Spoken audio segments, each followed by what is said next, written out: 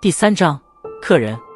床榻之上，少年闭目盘腿而坐，双手在身前摆出奇异的手印，胸膛轻微起伏，一呼一吸间形成完美的循环。而在气息循环间，有着淡淡的白色气流顺着口鼻钻入了体内，温养着骨骼与肉体。在少年闭目修炼之时，手指上那古朴的黑色戒指再次诡异的微微发光，旋即沉寂。呼，缓缓地吐出一口浊气，少年双眼乍然睁开，一抹淡淡的白芒在漆黑的眼中闪过，那是刚刚被吸收而又未被完全炼化的斗之气。好不容易修炼而来的斗之气又在消失，我操！沉神感应了一下体内，少年脸庞猛然地愤怒了起来，声音有些尖锐地骂道，拳头死死地捏在了一起。半晌后，少年苦笑着摇了摇头，身心疲惫地爬下了床，舒展了一下有些发麻的脚腕与大腿。仅仅拥有3段斗之气的他，可没有能力无视各种疲累。简单的在房间中活动了下身体，房间外传来苍老的声音，三少爷，族长请你去大厅。三少爷，萧炎在家中排行老3，上面还有2位哥哥，不过他们早已经外出历练，只有年终才会偶尔回家。总的说来，2位哥哥对萧炎这位亲弟弟也很是不错。哦，随口的应了下来，换了一身衣衫，萧炎走出房间，对着房外的一名青衫老者微笑道，走吧，莫管家。望着少年稚嫩的脸庞，青衫老者和善的点了点头，转身的刹那，浑浊的老眼掠过一抹不易察觉的惋惜。哎，以三少爷以前的天赋，恐怕早该成为一名出色的斗者了吧，可惜。跟着老管家从后院穿过，最后在肃穆的迎客大厅外停了下来，恭敬地敲了门，方才轻轻地推门而入。大厅很是宽敞，其中的人数也是不少，坐于最上方的几位便是肖战与3位脸色淡漠的老者，他们氏族中的长老，权力不比族长小。在4人的左手下方，坐着家族中一些有话语权且实力不弱的长辈，在他们的身旁也有一些在家族中表现杰出的年轻一辈。另外一边坐着3位陌生人，想必他们便是昨夜肖战口中所说的贵客。有些疑惑的目光在陌生的3人身上扫过，3人之中有一位身穿月白衣袍的老者，老者满脸笑容，神采奕奕，一双有些细小的双眼却是金光偶闪。萧炎的视线微微下移，最后停在了老者胸口上，心头猛然一凛，在老者的衣袍胸口处赫然会有一弯银色浅月，在浅月周围还有点缀着7颗金光闪闪的星辰。7星大斗士，这老人竟然是一位7星大斗师，真是人不可貌相。萧炎心中大感惊异，这老者的实力竟然比自己的父亲还要高出2星。能够成为大斗师的人，至少都是名动一方的强者，那样的实力将会让的任何势力趋之若鹜。而忽然间看见一位如此等级的强者，也难怪萧炎会感到诧异。老者身旁坐有一对年轻的男女，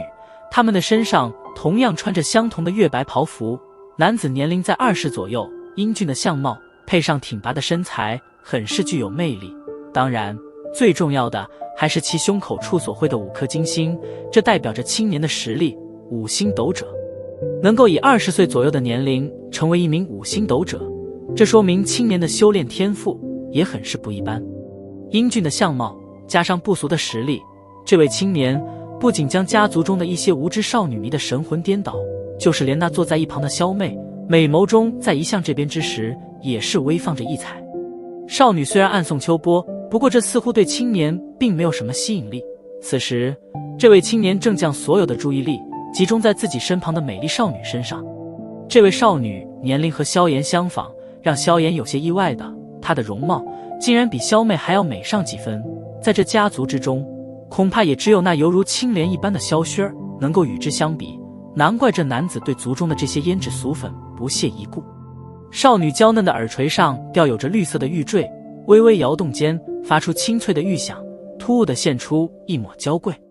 另外，在少女那已经开始发育的玲珑小胸脯旁会有3颗金星。3星斗者，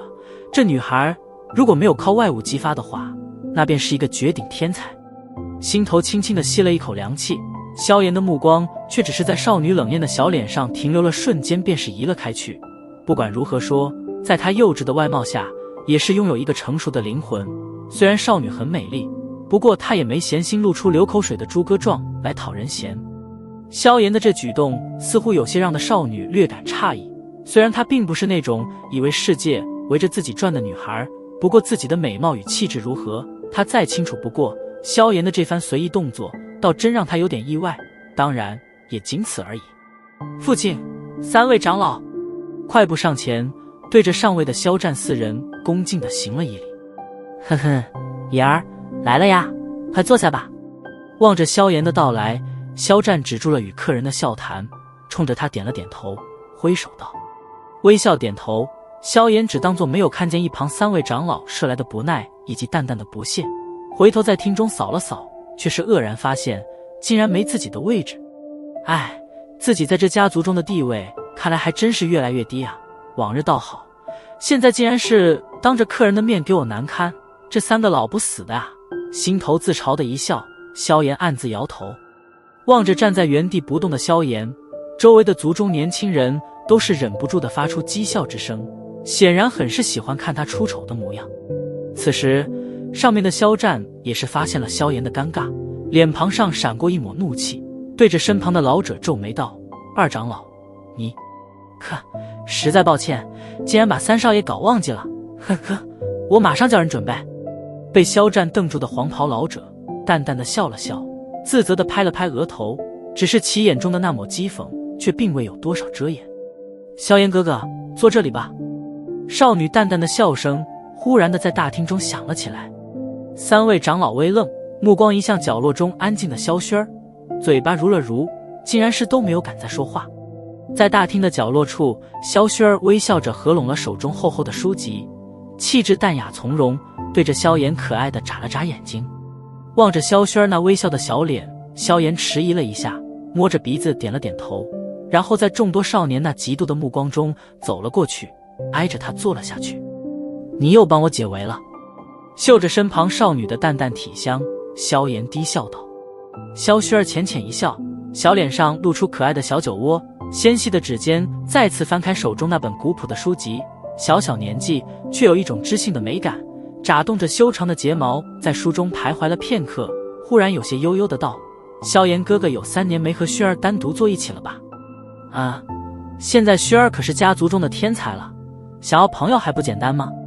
瞧得少女有些幽怨的光洁侧脸，萧炎干笑道：在薰儿4岁到6岁的时候，每天晚上都有人溜进我的房间，然后用一种很是笨拙的手法以及并不雄厚的斗志气温养我的骨骼与经脉，每次都要弄得自己大汗淋漓后方才疲惫离开。萧炎哥哥，你说他会是谁？薰儿沉默了半晌，忽然的偏过头，对着萧炎嫣然一笑，少女独有的风情让得周围的少年眼睛有些放光。可我怎么知道？那么小，我们都还在地上爬呢，我哪知道？心头猛地一跳，萧炎讪笑了2声，旋即有些心虚的将目光转向大厅内。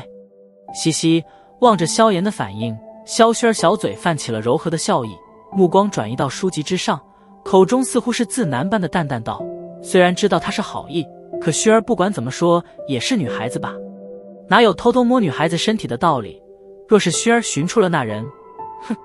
嘴角裂了裂，萧炎心头有些心虚，眼观鼻，鼻观心，不言不语。